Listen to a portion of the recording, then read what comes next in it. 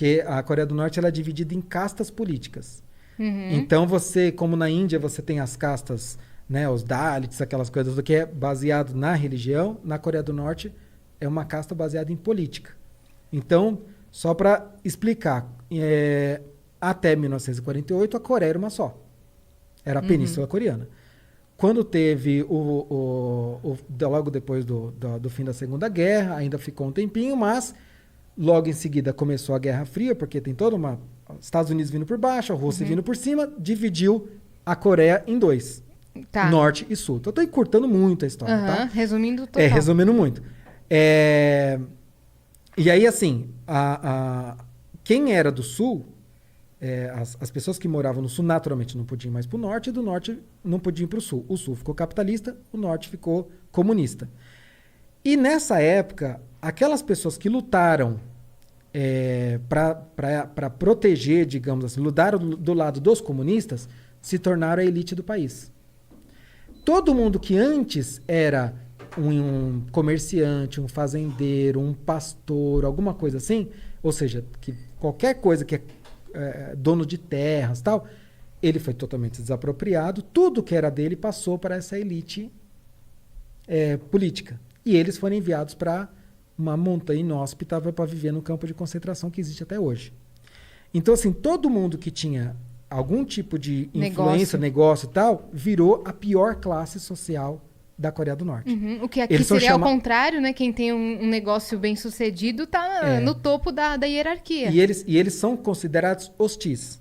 Então, o nome da categoria, então, se fosse dividir essas castas da Coreia do Norte em 3 grupos, seriam a classe principal, a classe dominante, que seria a elite. Aí você tem os vacilantes, que são os neutros, e os hostis. Os hostis são esses que eles têm uma linhagem, um avô, um tio, alguma coisa. Nessa época, a gente está falando de 1948 e tal. Em termos históricos, ontem, né? Que chama. Mas é que os asiáticos, de modo geral, e na Coreia do Norte isso é muito forte, eles levam a hereditariedade muito a sério. Então, eles acreditam que algum traço de personalidade seu, seja positivo ou negativo, ele passa de geração para geração até 3 gerações. Então, eles acreditam o seguinte: se você teve um vô que ele era fazendeiro, um capitalista, você tem uma inclinação capitalista. Então, você vai nascer já num campo de concentração, você tem que ficar fora da sociedade, porque você é um risco para o Estado socialista. Gente, parece uma utopia isso que ele está falando. Parece um mundo paralelo. O quê? Então, assim, hoje 30% da população, mais ou menos, é essa categoria de justiça. Não é pouca coisa. É extrema pobreza. São aqueles que vivem em trabalho forçado, extrema pobreza, aqueles que têm a pior vida possível. Então, esses vivem nas montanhas inóspitas, lugares muito... Então, tem... E contato zero com você. Zero, você nem viu, não. nem... Tá. Não, assim, é completamente fora, você não vê.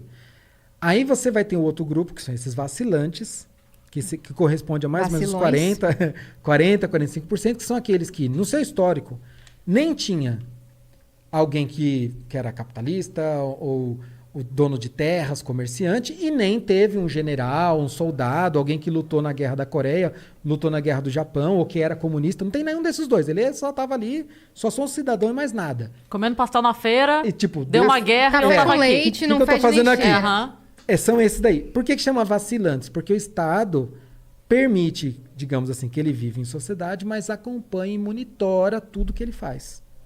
Porque ele pode dar um vacilo. Porque ele pode dar um vacilo. Ou seja, ele pode ter alguma inclinação capitalista ou, se não tão devota ao socialismo, que isso vai acender uma luzinha vermelha e a vida dele vai começar a ficar um pouquinho mais difícil. Então, isso vai começar a impactar no que ele pode comer, onde ele vai morar, se ele pode estudar ou não, que acesso seus filhos vão ter, vai começar a impactar. E aqueles que têm no seu histórico alguém que lutou ao lado de Kim Il-sung, por exemplo, na Guerra da Coreia, na Guerra do Japão, ou que era um comunista, tal, esses são a elite do país. Então, eles que vão poder, por exemplo, morar em Pyongyang, que é a cidade vitrine, é a capital. Capital, lá que você então, foi. Então, lá, na verdade, eu fui em 3 cidades lá. Mas é óbvio que só vão me levar para os lugares que eles querem. Óbvio. Não vão te levar para o topo da montanha. Então, Pyongyang, por exemplo, 95% da população de Pyongyang é da elite.